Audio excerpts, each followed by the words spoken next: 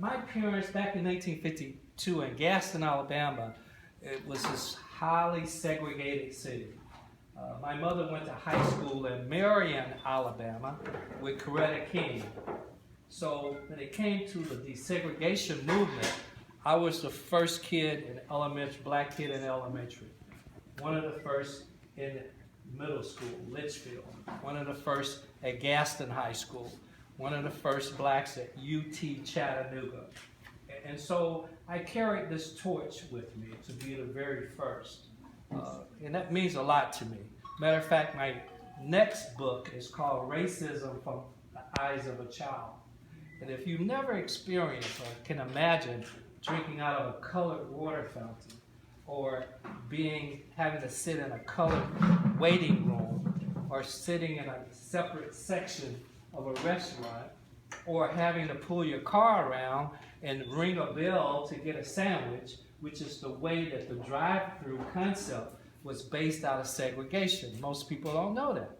We would pull our car around the back of a restaurant, you get out of your car, hit a bell, they would, at their convenience, after serving the white folks, they come and ask you for your order, you get back in your car, you wait it, they then bring your food, hit the bill, you get back out, pay for it, take your car, drive around the building. A lot of folks don't know how historical some of this stuff is. But I put a lot into that growing up in Alabama.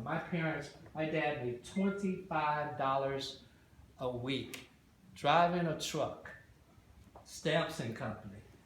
But he was an entrepreneur. He convinced the owners of that company to let him drive that truck all the time.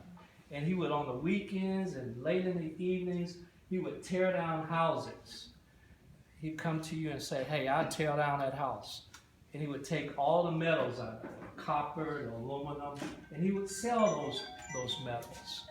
And then on the weekend, he had a third job. He worked at a junior college as a security guard. My mother made $3 a week, $3 a day as a colored maid. And I couldn't understand when this white woman picked my mother up, that my mother would get in the back seat of the car. As a kid, I didn't understand it. But she made $3 a day. And on the weekends, she would sell quilts, these beautiful quilts, with her girlfriends, and they would sell those. And why I remember this, because they always asked me to thread the needle. Because they were getting older, they needed fresh eyes on threading that needle. And I lived on a dirt road in Gaston, Alabama, 502 Pioneer Street.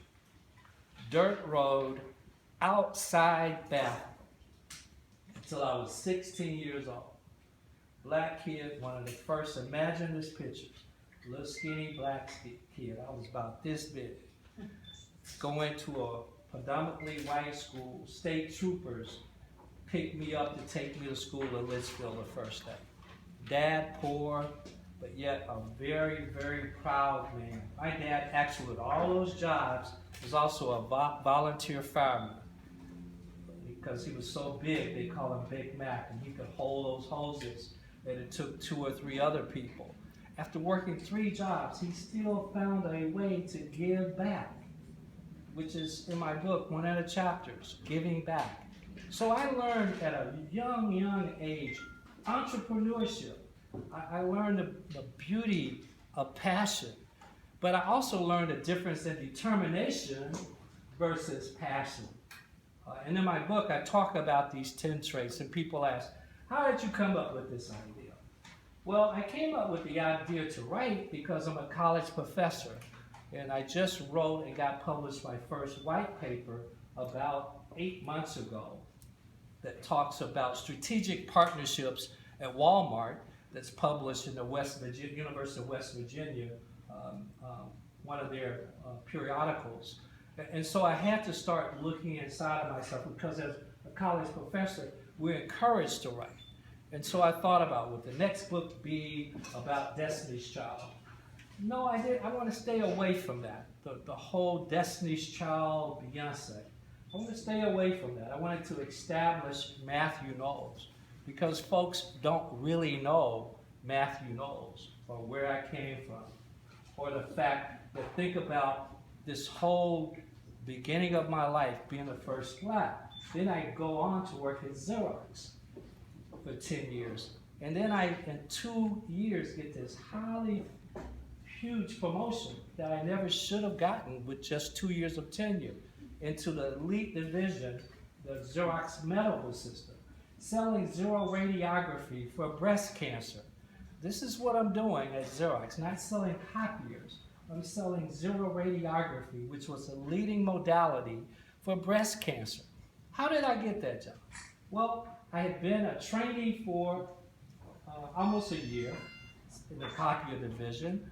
And as a trainee, thinking outside of the box, I wanted to be an engineer. So I was a trainee and an engineer, not in the copier division. Then I sold copiers, and I was fortunate enough every quarter to be the #1 sales rep. And so one day, we had ticker tape machines. Those of you that really know, going back to way back in the day, this thing went, it sounded like if you ever been to Vegas, that's where you thought you were. And so I looked and it said this grade level zero radiography, I can't even pronounce it. But I went to the general manager, Worth Davis, and I talk about Worth in my book as one of my mentors, and I said, Worth, I want to interview for this position. And he laughed at me and said, you know, it'll be great experience for you. You'll never get the job. What I did different is I went to the library every day and I read up on breast cancer. I wanted to understand it. And so when everybody else at Xerox, we had way much more experience, way much more tenure than me, but they didn't know the product. They didn't know the product. They thought they could get the job just because they had been there 15 years. Thought they could get it because they were white. And here come this really cool guy out of San Francisco that had a different view of life. And he said, you were the only one who knew the product. And I'm taking a risk on you because you've been a top sales rep, but you've only been in the business for 2 years, but you read the product.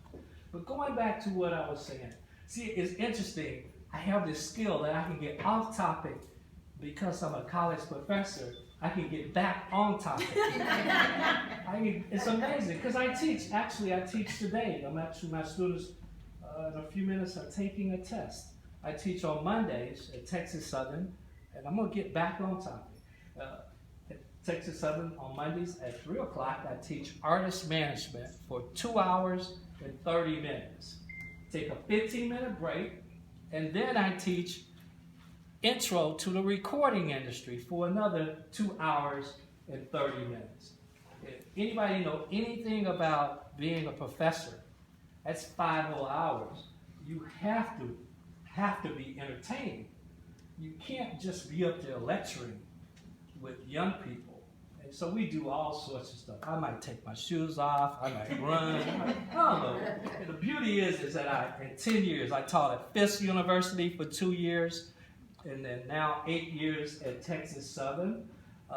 And I never used the book because I feel, and I would say this in an arrogant way, but I am the book. I don't need a book to teach about music, and I don't need a book to teach about entrepreneurship. I don't need a book for that. It just comes from experience and knowledge, which is why I'm giving the seminars. But back on topic, I was talking about, interestingly, my professional career, parallel with my young childhood and being the first. So, first black, yes, I got back on topic smoothly. Yes.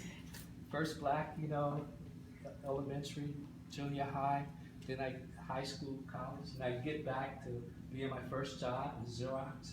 And then in 1988, they closed that division of Xerox, and I just was asked from a headhunter to be the first black in America to sell CT and MRI scanners. This is 1988. Anybody know what MRI scanners are? Then you know in 1988 it was first generation. First generation means you have to really explain the technology. And you have to understand these spinning protons. All of us have this water inside of us, and these spinning protons, and you get this electrostatic charge. Those protons stand up. And then when you release that charge, they precess. They precess. Now you're getting a class on MRI. When they precess, and the computer gives out the shades of color, of black and gray. And that's what MRI scanner really does. And then I did that for a number of years. I was really good at that. I worked with Philips. And then I was asked to be one of the first blacks to be a neurosurgical specialist with Johnson & Johnson. So that's very clear. I worked with a neurologist and a neurosurgeon in surgery. He's like this, head wide open, and I'm over here, and he's saying, Mr. Knowles, what do I do? That's probably, of all the jobs I ever had, that's the one that was the most pressure. When that brain is exposed, and he's asking you or she, sir, what do I do? Because that's life and death. See, this is not life and death. That is. Then managed care came. Anybody know what managed care? So we are right now around 1995, and managed care comes, and I'm having a procedure at Methodist Hospital. The neurosurgeon had his office page me, Mr. Knowles, Dr. Smith, one of you at his office. That's not good. After you've done a procedure and you make a mistake, that's when they call it. And that's not good. So I'm wondering, what the hell did I do wrong? And I'm trying to figure this out, my walk. And then I get to his office, and he says to me, I'm sorry, at Methodist Hospital, my procedure is the highest procedure of the whole hospital. And the hospital is saying to him that he has to reduce his costs. And he says, sir, Mr. Knowles, I'm sorry. I really like you. I love your product, but the cost exceeds what I can spend on a procedure. And then I said, thank you. And as I walked, I remember calling my then wife, Tina, and saying, I am no longer passionate about this. Keyword passionate. And I realized I had to make a transition. You can't just quit today and say, hey, I quit this job, I'm going to do something else. I transitioned to continue my passion. I realized that my passion is educating and motivating in the areas of entrepreneurship and entertainment. Because that's what I'm, as a salesperson, I'm educating, motivating the customer to buy. Manager in the industry, I'm educating my artists, motivating them to be the very best. That's what I've always done, educate and motivate. And that's what I'll continue to do, is educate and motivate. I love this platform right here. This is my platform. And I guess maybe that's why my kids love this platform. See, you don't know, I always had this platform. So those of you, you're just finding out who is Mathew Knowles. And other folks that know me know I've always given presentations. I've always been a go-to person when it comes to entrepreneurship. If you've ever been to Houston, you would know that I own a city block downtown Houston black man. See, they'll talk about all the other things, but they won't talk about where that garage was that supposedly, allegedly, as old girl says, allegedly, who is that? Wendy. Allegedly, the allegedly selling. What they didn't tell you is the black man owned the whole block. They didn't tell you that part. They just told you they're selling some stuff out of the garage. Because they don't want us to know that. They don't want us to know. They want us to know the other part. And I'm very proud of them. I'm very proud of the team that's, just the other day on LinkedIn, I have over 100 people that's work, and LinkedIn called me. It was like, why do these people are so proud to say they work at Music World? Folks, my previous staff, they're proud. They call me, they email all the time to say thank you because I'm successful for what I learned at Music World. That's a very proud thing. If you ever had former employees or people you work with that call you and say thank you. That's who I am. What you see is what you get all the time. All the time, this is me. Dogs and cats living together, mass hysteria. What movie was that? Ghostbusters. Something had more energy. Dogs and cats living together, mass hysteria. See, that's how I get in class. I really get animated. And I get everybody there like, oh boy, because life is exciting. It should be about passion. Right, David? Sir. And then I get going, I have to be shouting up in here. I will. I can.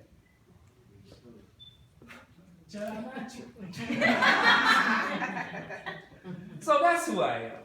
I fortunate in 1984 had this idea. My former wife, who's my friend, Tina, always will be my friend. We talk all the time. She wanted to start she said, I don't know what to do. I'm tired of sitting at home. I said, what is your passion? And she said, I love doing hair. I said, go to school, we'll start a hair salon. That hair salon, Headliners, we owned for 18 years in Houston. Gave it away to our best employees. Nobody knew about this many people. We had a meeting, and this Hispanic gentleman who had been with us, who really had really poor skills in the beginning, and increased those skills, came to work early, left late every day. There's a thing that you say, those who come early and leave late are those that will be what? Great. Folks that come early and leave late are the folks that will be great. That's how anybody is great, they come early and leave late. So if you're not one of those, then you can do that. You won't be great. And as Malcolm says, in Outliers, 10,000 times is what it requires to be great. You have to do something 10,000 times. So I meet folks all the time that want to be artists, producers, songwriters, entrepreneurs, and they have only done it 50 times. They think they could be great at it. Those of you that are writers, the more you do it, those of you who are photographers, the more you do it. And that's what the book talks about. It talks about greatness. How to be great. I don't know about you, I know a whole lot of sub-average and average people. I don't want to be around that. I'm fortunate. Folks I know, they're great. They're really good. And the folks that I know, somebody asked me, well, Mr. Knowles, what do you think about what people say? I'm like, first of all, I'm 63 years old. I know I don't look like it. Thank you. Give me something. But at 63, and where I am in my life, I teach the impact of social media. I can tell you more about social media, search engine optimization. I teach that. But what I do know is folks at a certain point in their life, the folks that are highly successful, that is not the personal tool of choice. Our personal tool of choice is building relationships, personal relationships, not social media, telephone relationships. That's a different type of relationship. We want our followers to actually be people that we break bread with. I only break bread with friends. That's my true